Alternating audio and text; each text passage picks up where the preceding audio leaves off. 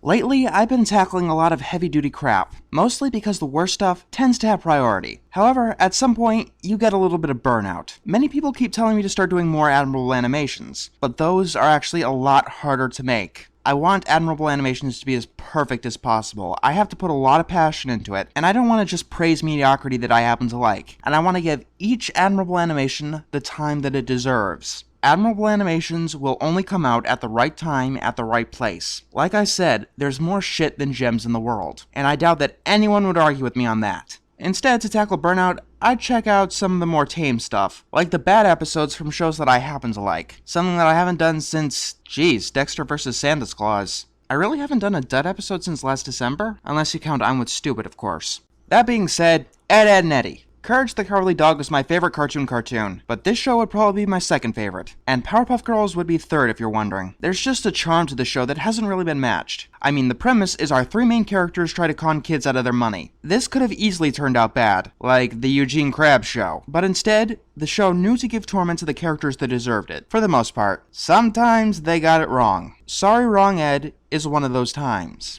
It starts with Ralph digging a hole, seemingly frightened when the Eds come by. He starts pouring salt on the package that he presumably wants to bury, and unveils the telephone. Eddy seems to take an attraction to it, but Ralph tries to ignore him as he begins burying the phone. Ralph seems absolutely terrified by this thing, to which none of the others seem to notice. Pardon me, Ralph, but how could a telephone be a messenger of doom? We're gonna find out. Eddy offers to take the phone off of Ralph's hand, and he ends up calming Ralph out of his paranoia.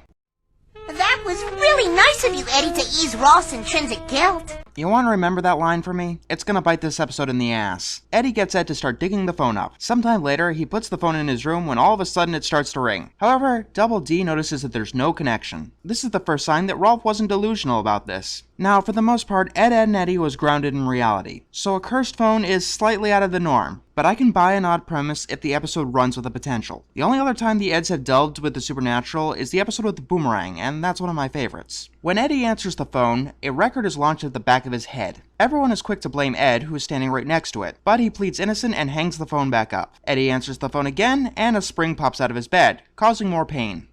I know where you're going with this, Eddy!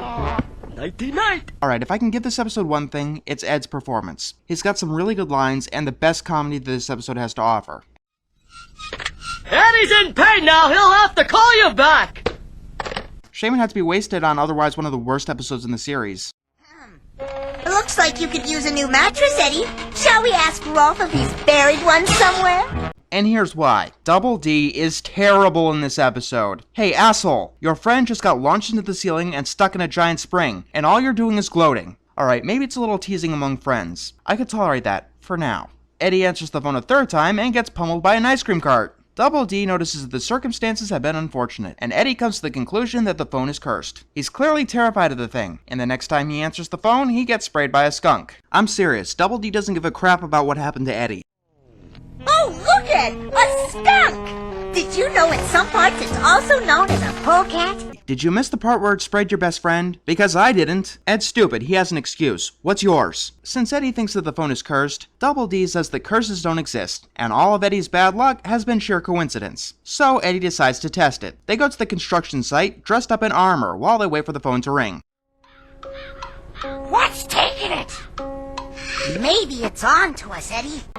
That was really nice of you, Eddy, to ease Ralph's intrinsic guilt. Yeah, it was. Maybe you should try it sometime. The phone rings, and this causes a streetlight to fall on Eddy's head. Double D finds that a rusty worn nut caused the street lamp to fall, forgetting that the curse might have caused the nut to become rusty and worn, and the lamp to fall on Eddy at that particular time. Oh yeah, check on the reason it fell before you see if your friend is alright. Good on you! The phone gets answered once again, and Eddy gets run over by a concrete cylinder. Of course, Double D doesn't even try to find an explanation this time. Finally, Eddy tries to return Ralph's cursed phone. By the way, remember what I said about this show knowing when to give consequences to what character? Yeah, this episode misses the ball. All Eddy did was take something that Ralph threw away, and according to Double D, there are no such thing as curses. Either way, Ralph doesn't want the phone back. They toss it back and forth a few times before the phone lands in Ed's hand. Double D answers it like you'd answer a normal phone, trying to put this to rest. And that makes me wonder, why didn't anyone try to find out who's on the other line? I mean, if there was someone on the other line, maybe they'd have the solution to the curse. If there was no one on the other line, then you'd have no reason to answer it. When Double D answers the phone, Eddy gets hit by a truck. Double D still thinks that it's just a coincidence. I understand that correlation doesn't equal causation, and Double D probably knows this, but there gets to be a point where coincidences are no longer coincidences. They form trends. You can use one in the correlation to predict the other. Eddy dumps the phone on Johnny, and presumably because he didn't do that weird ritual stuff Rolf did in the beginning of the episode, he's still got the curse.